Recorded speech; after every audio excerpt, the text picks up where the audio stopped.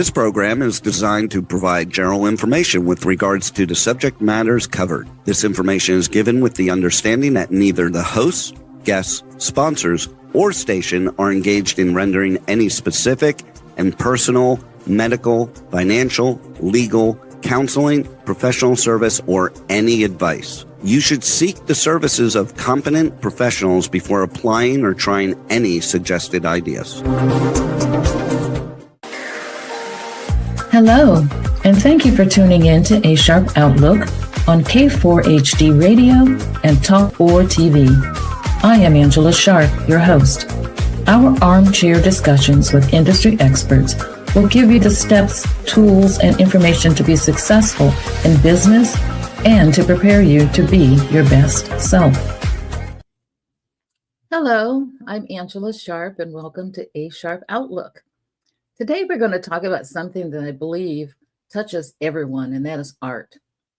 The show today is called Art Washes the Soul, and it really does when you really get engaged and get involved in what you're looking at, whether it be visual art from a painting or a canvas, or you're looking at a sculpture, or you're enjoying art on stage, someone acting. That's all still art.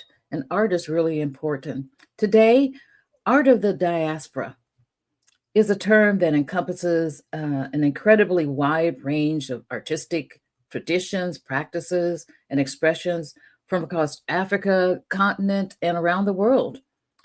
It's not a monolithic entity. We're talking about thousands of years of history, hundreds of distinct and ethnic groups, and diverse array of materials and techniques and purposes. From ancient rock paintings to contemporary installations, this art reflects the people of the diaspora, rich cultural heritage, spiritual beliefs, social structures, and historical experiences. In other words, it's an art that is actually coming from the soul, from experiences that they have gone through, experiences from history, from the beginning of time. I know people don't believe you can think back that far, but today they're talking about the DNA. DNA never forgets. And we're talking about tens of thousands of years ago that we are still bringing in emotions. We're bringing in thoughts. We're bringing in things. Sometimes you feel like, gosh, seems like I've been here before. Maybe you have. Maybe through an ancestor. Maybe you have yourself. But it's just kind of interesting how we reflect on things that we have seen before. A good starting point is to recognize the importance of context. Art from people of the diaspora or any other group is often deeply intertwined with daily life, ritual, and community. It's not always created for purely aesthetic purposes. Many objects are functional, spiritual, or social roles. For example, a mask are often used in ceremonies and rituals to connect with ancestors or spirits. Sculptures can represent deities or someone of importance in a community. Textiles can signify status or identity. Influence on art are experiences that were joyful and experiences that were filled with pain and tears. Today, we want to delve into the stories behind the world's most fascinating art and artists. And today, we're embarking on a journey to explore the vibrant and diverse world of the diaspora through art. And we're incredibly fortunate to have with us Brenda Phillips, an artist that brings such expressional art that it touches your very soul.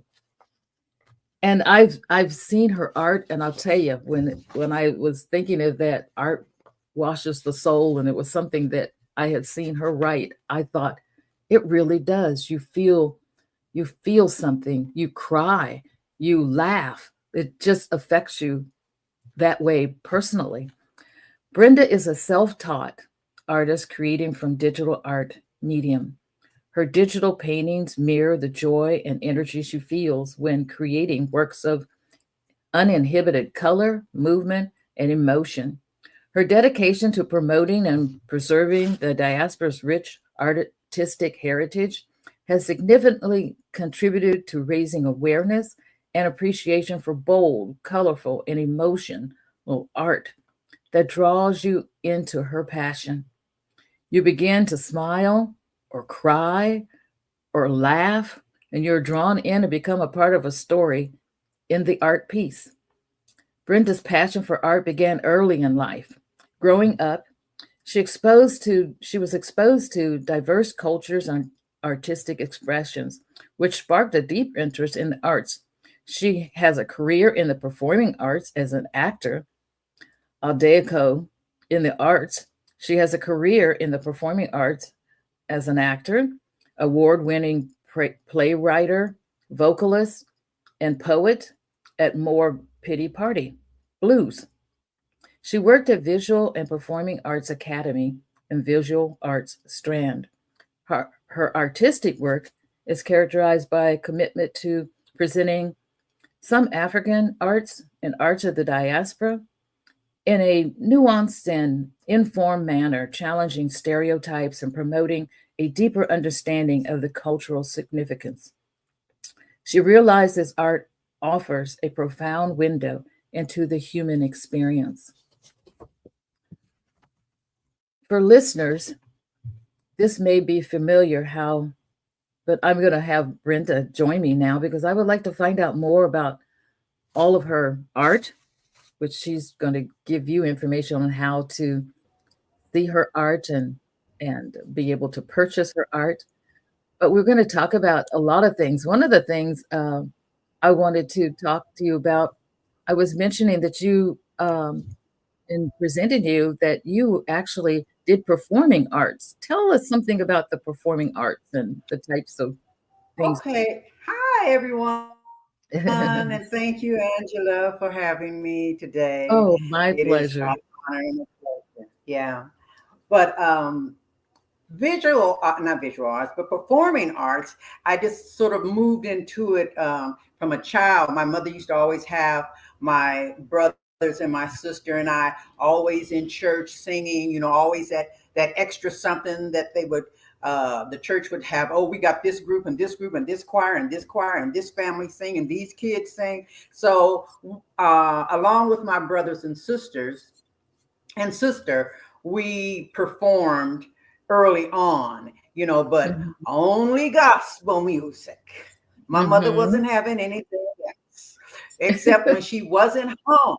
We didn't have any what she would call worldly music in our home. We only had gospel. We just had all kinds of gospel, and I love it. I love it. I love it. But as a child, you want to hear other stuff too, and you hear other stuff from other places. So when she wasn't around, trust and believe, we got all we needed from the other stuff in reference to music, rhythm, and blues, of the Mhm, times. And so as I, as an individual performing artist, got older, I started performing in high school, but in a choir that was called the Jefferson Acapella Choir, which was well known. And then they had an outside group, which was the Les Chanteurs. And I was also a member of the Les Chanteurs. So we were always performing and singing all types of music, show tunes, gospel, what they called spiritual, um, um, all kinds of music, and every year we'd have big performances, especially around Christmas time. And we would mhm. be the Hallelujah chorus and that song that, Hallelujah, Hallelujah, Yeah. Hallelujah. But it was 15 different harmonies going at once. It was just a beautiful thing. So I was always performing, Mhm, you know, but I didn't do theater until after I had gotten out of college. Um, I started doing theater with this local theater group called the Interstate Firehouse Cultural Center in Portland, Oregon, and also with Rosemary Allen's Black Theater company that she had going at that time. And it was a phenomenal experience. And we did original performances, original works. We did Langston Hughes, Simply Heavenly, and the mhm, late Garland Lee Thompson Sr. He directed that. He's also from Portland, Oregon, but he lived in New York, so he would go back and forth from New York to Portland. He was one of the founders of Frank Severe Writers Workshop in New York City. Mm-hmm. At the time, it used to be on 125th and on 125th. I can't remember the cross street, but anyway, I just sort of gradually got into performing arts, and then doing speeches and writing, making short poems and essays and things like that. And I would start to perform them in small groups and things, of that nature. But I didn't have any training, any professional training in the Mm-hmm. theater while I was going to school, when I was in high school and college. But I got on the job training, trust and believe. Mm-hmm. Afterwards, I joined the Actors Union in 1988. So I've been a member of the Actors Union for quite some time. Mm-hmm. And I lived in New York for 10 years doing professional theater. And I was involved with Intosaki Shange's remount of the 1995 production for Colored Girls who committed Mm-hmm. suicide when enough, and they got the Tony Award for it. So we did the remount of it, and Mm-hmm. the entire cast, we all received our individual Adelco awards, which is a Mm-hmm. very high, prestigious award in reference to theater, Yes. especially African American theater. We have to crown ourselves. We can't always look for someone else to give us praise and give us about what we're doing from the other groups out there Yeah. that people looked at the Oscars and all of that, and Mm-hmm. then we're just fighting for a position. But we better, hey, if we don't have a seat at the table, we better make our own table. Megan, yes, absolutely, absolutely. So that, When you I think I were, might have rambled on a little bit about it, but that's the gist of the oh performing no, arts. no, not at all. When you were talking about being at church and things like that, yeah, I remember we had to go and do our speeches and we had to sing in the Mm-hmm. choir. And I had two other sisters, and we were called the Sharp Sisters, and we traveled around going to different conferences and meetings and stuff like that, singing. And I tell you, you just get pushed into things. It's like, You okay, do. whatever you say. It wasn't like we had a choice. You had to, if she said you were going to sing, you were going to sing. And we You're had a gonna nice sing. little group. Yep. And we traveled around and, thought we I were hot enjoyed it. stuff.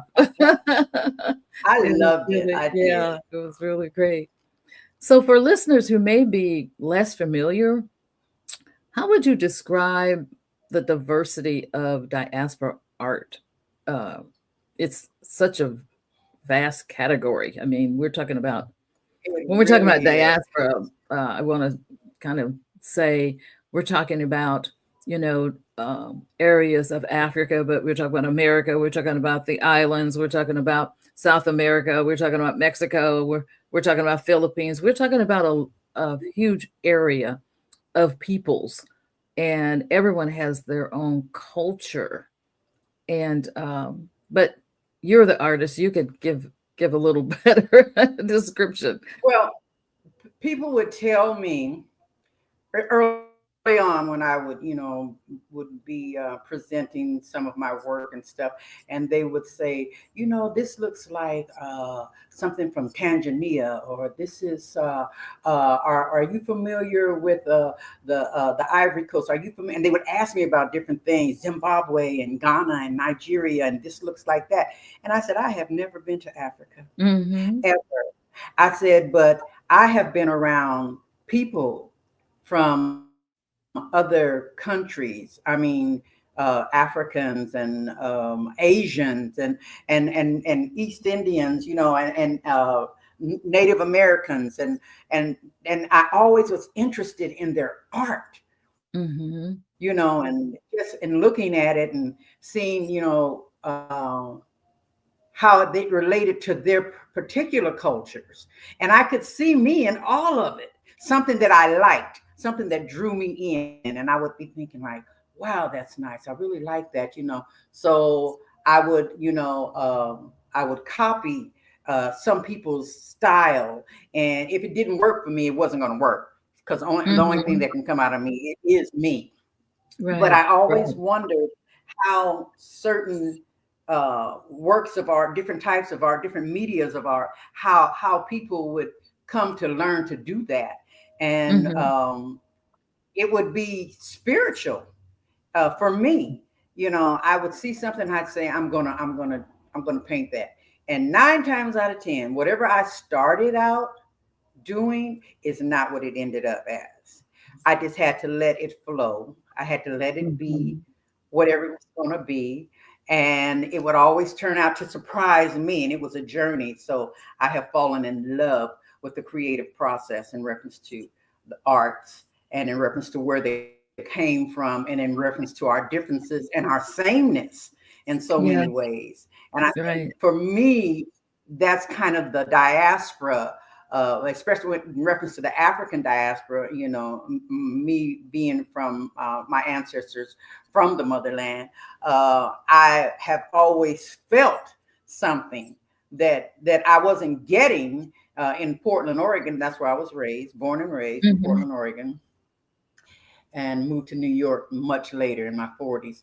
But I always knew that there was more to us than I was seeing in the media, other than, you know, the stereotypical us in the media.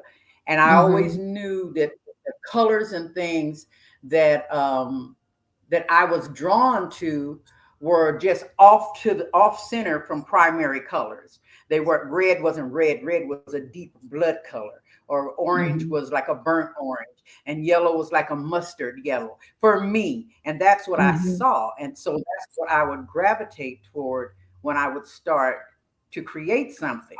And even as a small child, my kindergarten teacher, when we would have, you know, crayon times, she would give us crayons, and she would say, use every color in the box.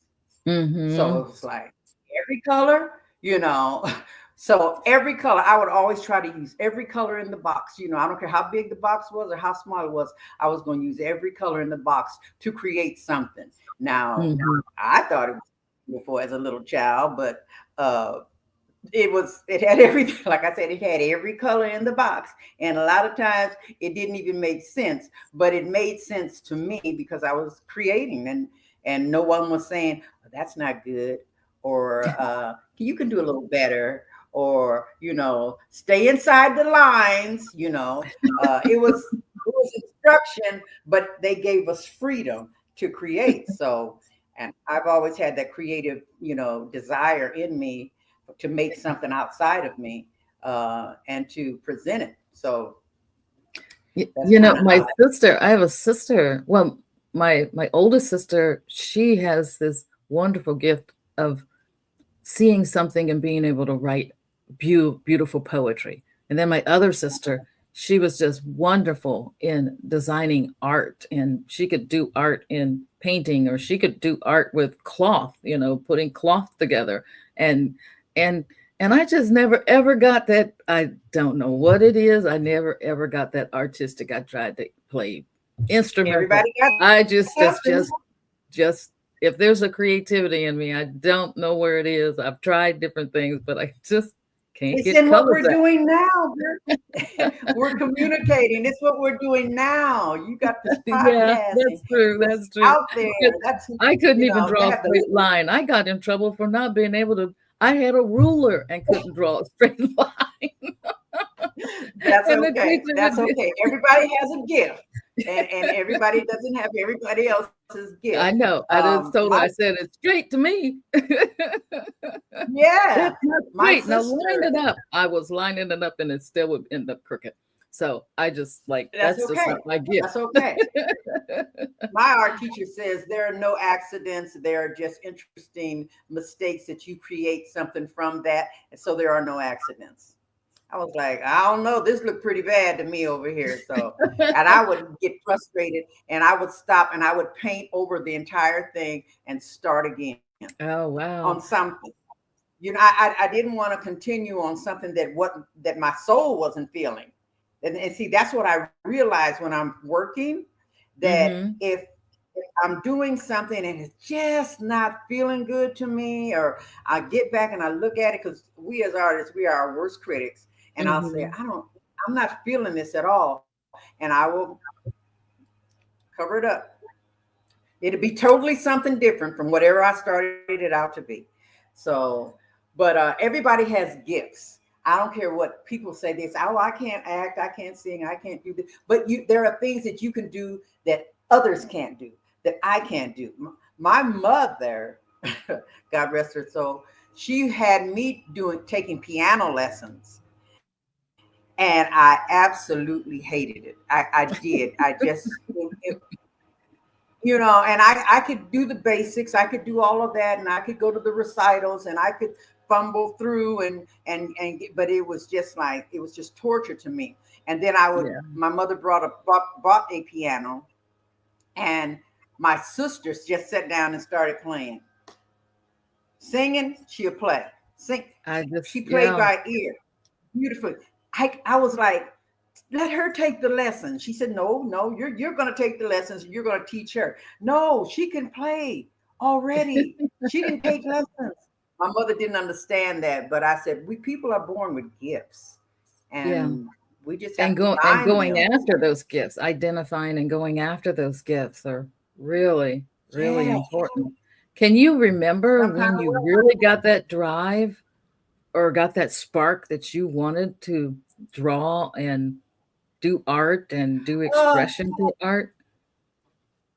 I remember when I wanted to do that, I was in Mhm. college, but I had so many other courses and classes and things that when I wanted to do was just, take art and nothing else. But of course, you Mhm. can't do that. You got Right, right. prerequisites to whatever you're majoring and all those things. And I I just said, well, you know what, I can't focus on this, and it wasn't that I knew what I was doing. I just had a desire. I had a desire to be in art and be there all day long, and learn from instructors and stuff. But I couldn't, so I didn't. And I didn't really pick up a brush again for 25 years. Really? Oh. 25 years, right? And so it's been about 20 years now that I've actually, after I moved to New York, I retired and I moved to New York in 93.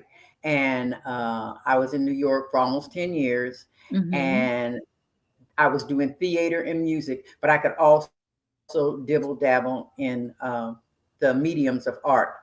But I didn't take Mhm. classes. I just would do stuff, at home, and it was usually around whatever piece or that I was working with, or whoever I was working with in reference to theater. And you meet all these people, and you see people from a different background, same African Americans, but from different backgrounds, from very, very poor to very, very wealthy and everything in between. And me, I'm just like a sponge. I want to know it all. I want to know, how did you come up? I met one girl, she was a freshman in college, right along with me, and she had 5 kids already. And I was trying to figure out, girl, where are your children? And she said, with my mom. She said, Mm. but I needed to go to college. And I was thinking to myself, I wonder if I could ever. I couldn't imagine having any kids and going to school. I just couldn't. She had 5, and she Yeah. was a phenomenal person. And I was so in awe about her. I was like, people are really different. You need to really dig into what people are like, and stay open, and Mhm. Yeah. just become, communal with these people Mhm. from all different Right. places. My nephew would say, stop smiling at everybody. Stop talking to everybody. You talk to everybody. My nephew, he already lived in New York, and he told me, he says, take off the jewelry, and chew gum, and because you're always talking to people, you shouldn't be talking to people. And I was like, I'm gonna have to move to New York and become somebody else. Girl. I said, I talked to everybody and anybody, and it wasn't always a good thing, but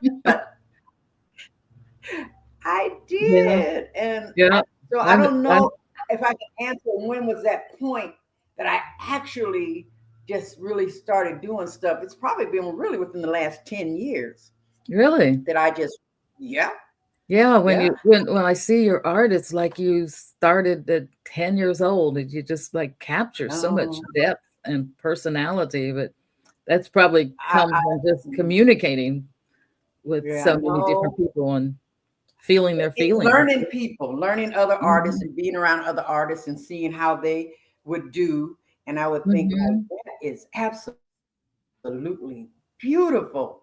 My art instructor that I have right now, his name is Jamal Jones, and he is phenomenal. He mhm. can, I just ask him everything and anything. Should I do this? Should I do that? Can I add this to that? And he would say, no, you can't use Mod Podge when you're using puffer glue. You can't puffer paint. You can't do this. So I'm learning a lot of stuff that I didn't know Mhm. that helps me in my creativity. Mhm. Mhm. And Different mediums and I yeah. don't care how long it takes me to work to do a piece. I really don't. I just figure like it's done when it gets done. And sometimes I don't know exactly when it's done, but I'll stop and I'll go on to something else. Um, Do I you just have a do you have a favorite artist or a favorite type of art or something that I really inspires you? Jonathan Green.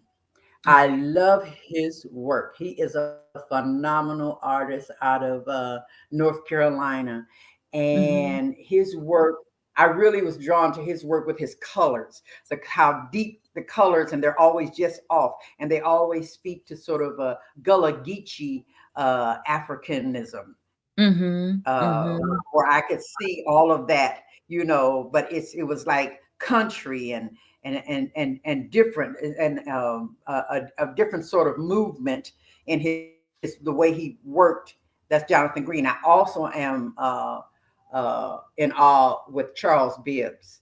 I Mhm. love his work. It is so detailed in the hands and the way he'll have a head tilting, and he'll have 4 or 5 people with the same form. It was like motion and on a Mhm. canvas.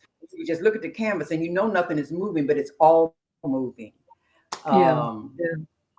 just those are the artists that I gravitate to. Any artist really that uses a lot of color and a lot Mhm. of movement in their Mhm. work, oh, I'm all in it. I'm like, wow, that's beautiful, and that's basically it. I had a friend that told me years ago, and I was working on a piece, just a piece of art, and he told me, he says, you use a lot of color, and that's going to be real expensive down the line if you continue to do this. So you should find less different colors. And I was absolutely insulted. I was like, what? That's I what was makes it like, beautiful is all of the color because it's all the moods, it's all of the emotions, it's all of the I mean, we're not singular. We have so much multiple things going on in our lives, and exactly. so it's an expression. That's kinda strange for somebody to say, "Don't use so much color." He said That that is he was another strange. artist. Yeah, He was yeah. another artist, and I love his work. I do. But he said, I use so much color that if Mhm. it's going to be expensive. I don't care how expensive it's going to be. If I need it, I'm going to get it, Yeah, whatever it yeah, is I need. And I'm yeah. going to use the colors that come from my experience as Mhm, opposed to mhm. something that you see. And I don't think he wasn't saying it in a negative way. Okay. Well, maybe he was. But anyway, it bothered me. I was like, well, so I'm not going to use a color that I feel I need to use right now because it can be expensive. That's ridiculous. Yeah, So that I yeah. left it alone. I Yeah. didn't think another minute of it. I kept right on doing what I was doing. Like my kindergarten teacher told me to use every crayon in the box. And that's Yes, what I'm it is still doing. beautiful too. I'm still doing it. I'm Yes, like, what? yes, yes. And like I said, that's But what's so wonderful about it is seeing all of the colors. I love to look at the art that's whether it's material or jewelry or anything, it's generally just filled with colors. I mean, if you go outside and you yeah, walk through a garden or anything, it's full of all of these exactly. colors. So it's just a creative spirit that some people have the talent of drawing it down and actually putting it on a canvas, and it looks like something that was created with real reality and emotion, and you can feel the wind blowing. I can The even feeling. kind of hear the birds chirping, everything in it, because there's so much Exactly. And that's what I reality and want. so much emotion in it. Yeah, yeah, it helps to Yeah. really make you feel, because I see your art, and this one here makes me laugh, and then this one here, oh, it just kind of draws you out. Oh, and then this one, oh, I want to go travel there. And so, I mean, Yeah. that's the purpose of it, is to bring out an emotion and bring feelings. Maybe you're just having a hard time or whatever. You see some art, you see a play, you see some artistic Yeah. expression, it puts you in Exactly. a different mood, or it maybe even changes your emotion at the time or something like that. Um, it's kind of, I think it's just wonderful, people that have that capability of putting all that thought and all of that emotion and expression um, down on It is my canvas, sanity. or however they It's do my it. therapy. It is It my is your therapy. gift, It and it truly is. absolutely speaks to to everyone, not just you. It speaks to Hmm. everyone. You know, I see myself in the kitchen with the women that are in the kitchen. Some of your paintings that Yeah. have it in there and doing the dishes. I remember that, and then I can relate to that, Yes. and it takes you back to the times when you were young and laughing and having fun and surrounded by Yes. your parents and aunties and things. So it's just going back and just letting it just take you to another place. That's what I see Absolutely. happening every time I'm looking at the art. Yeah. How do you decide when you're getting ready? You say you just began working, but what you started out with, it doesn't end up that way. Is it just kind of like a crescendo of notes or something that just kind of speak to Okay. you and you just keep going, or how do you get there? Um, okay. And how I get there is still a mystery to me. But I had a picture that I had done years ago, an art piece of a vase with flowers. That Hmm. was it. It was a vase with flowers. And I said, okay, that's nice. And I left it alone for 10 years. And one day I looked at that and I said, I think I'm going to do something with this vase. And the vase was half of the canvas actually itself. The vase was Hmm. here and the flowers were up here. And I just painted all over it, and Oh, I created a face, a head, just a head, an African woman head and a neck. And I said, okay, just the head, no eyes, no lips, no nothing. And I said, okay, this is cool. This is good. So I didn't know what I was going to do, but I made this vase, this vase into a face.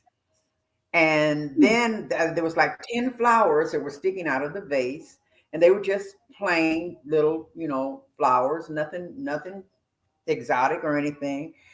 And I said, I'm going to add more flowers. I'm going to make these flowers that are here, I'm going to make them bigger. I'm going to make them with more color. I'm going to give them more greenery. I'm going to do this. And so I just that have this head with this these flowers, these big flowers.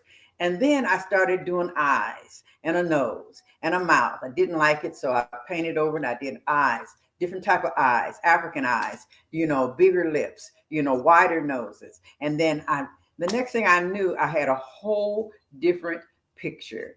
And it's the piece, I call it her. She's holding a cigar, and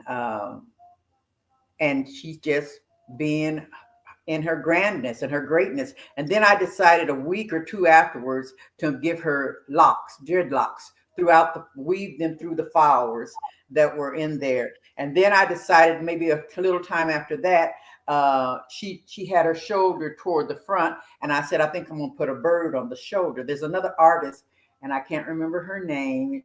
She passed away maybe about 20 years ago. She was a young woman too. And in every piece that she did, she always had a bird somewhere in it, somewhere in her piece. No matter what the piece was, there was going to be a bird somewhere in it. So I put the bird on her shoulder, and I called that piece her. And it's in my website. Actually, I have it here, but I don't know if I could pick it up and show it to you. If I could. Maybe, well, give me a hot second.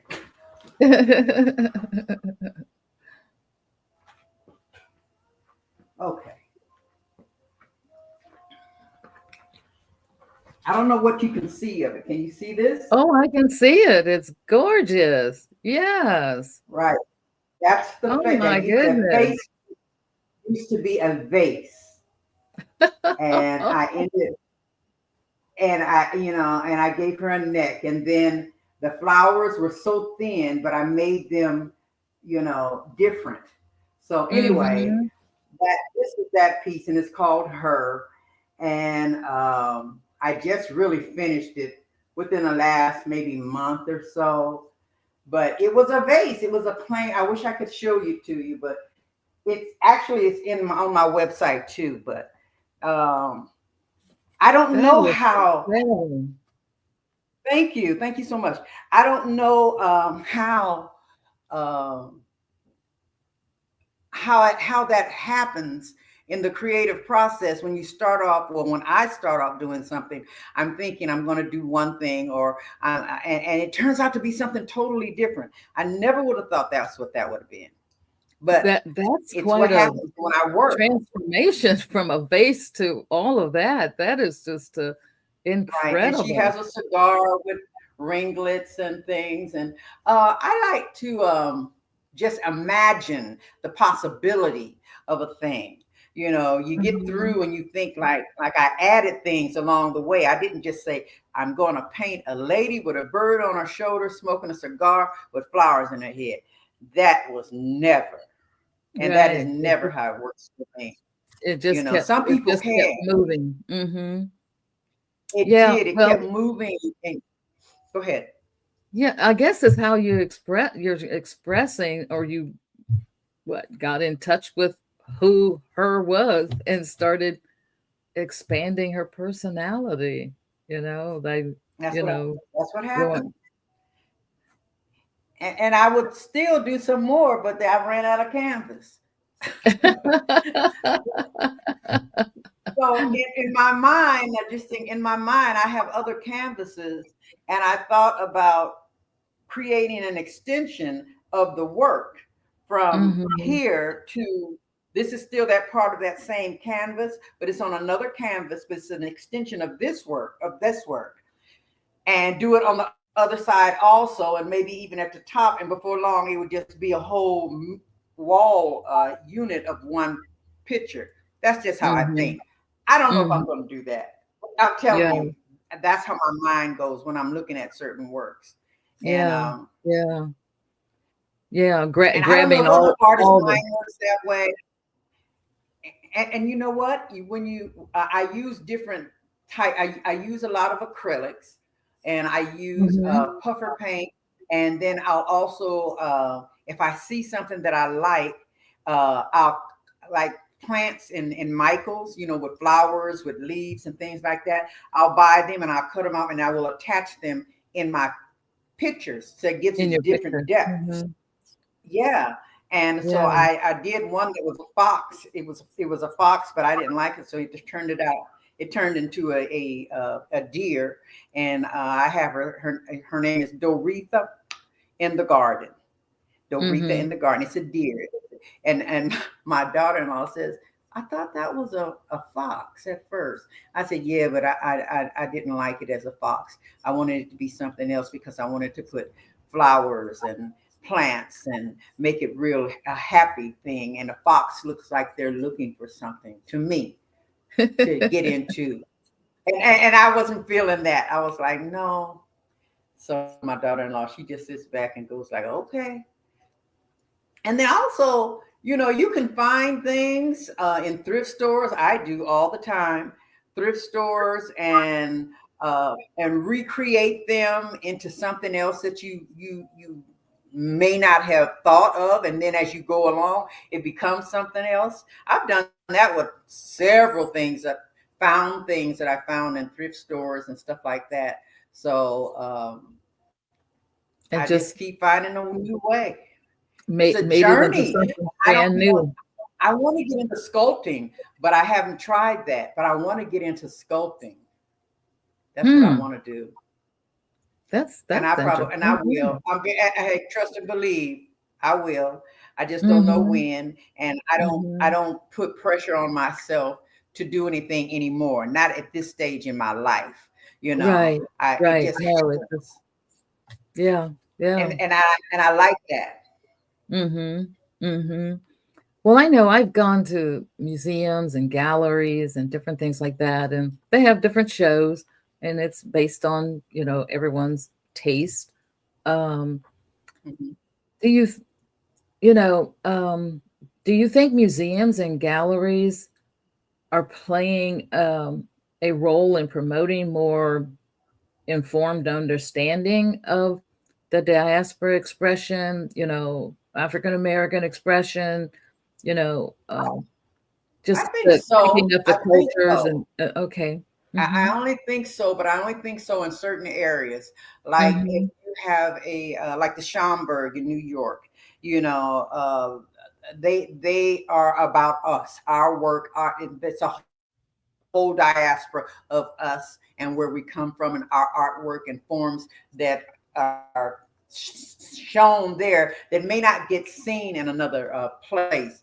But it's kind of hard, I think, uh, on the curator side. I have a couple of friends that are curators, and Mhm. they're constantly working, trying to put on either a one person show, which I think is be awesome. But most shows have five or six different artists in an Mhm. exhibit, and those are the ones Mhm. that I truly go to, and the ones that I'm involved in. Um, and also coffee shops and weekend tent, put up tents and things and show your work. Um, Mhm.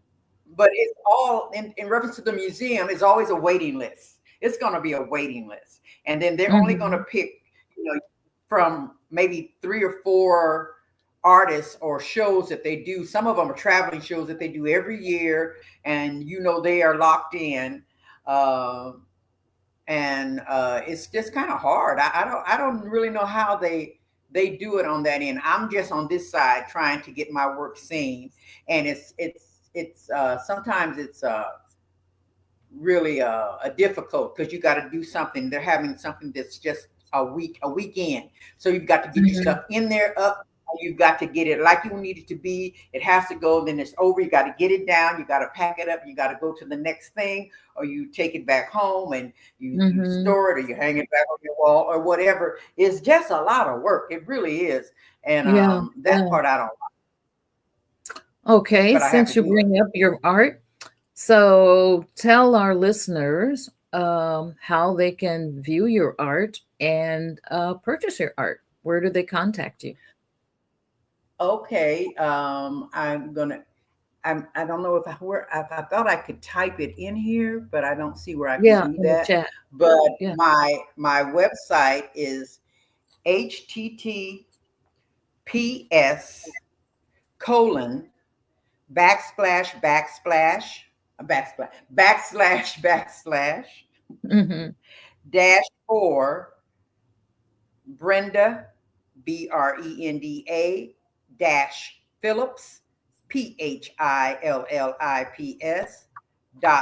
.pixels, pixels.com.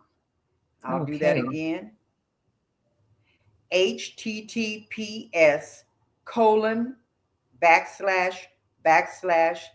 dash 4 Brenda, Brenda dash Phillips, Phillips .pixels, pixels.com.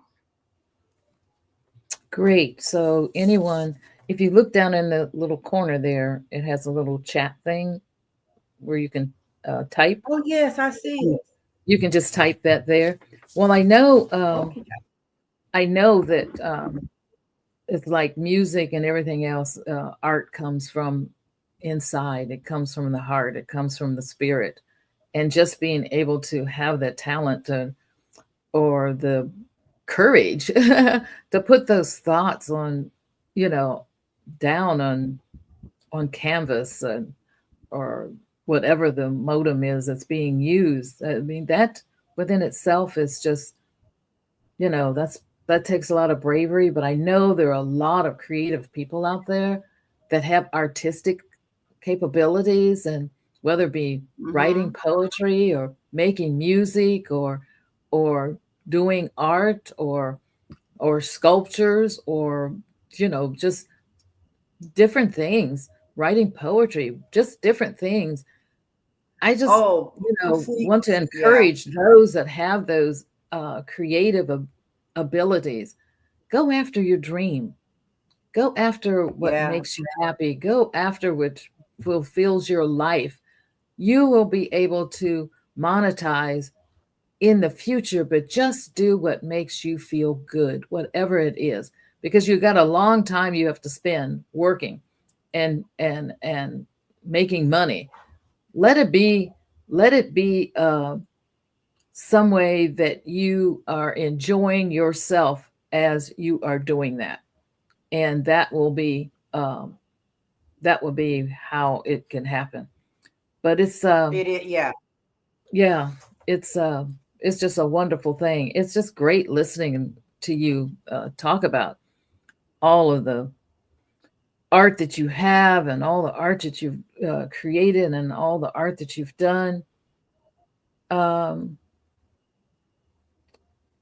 One of the things I also wanted to say, like I said, I know I want you to know that I personally, and everyone that I show your art to, absolutely loves your art. So we want you to continue Mm. to make those beautiful, vibrant, colorful pieces that talk to us, that and that tells our stories. And like I said, there's there's some of them that display happiness and bring laughter. There's some that brings tears.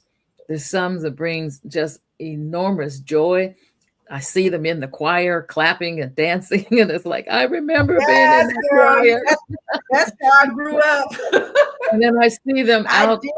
on the desert, and standing there, Yes. with their hands raised. And so every emotion, you have expressed every emotion that we who are observing, we appreciate. So I want to say that we just Thank appreciate you. you. We appreciate you expressing how we feel.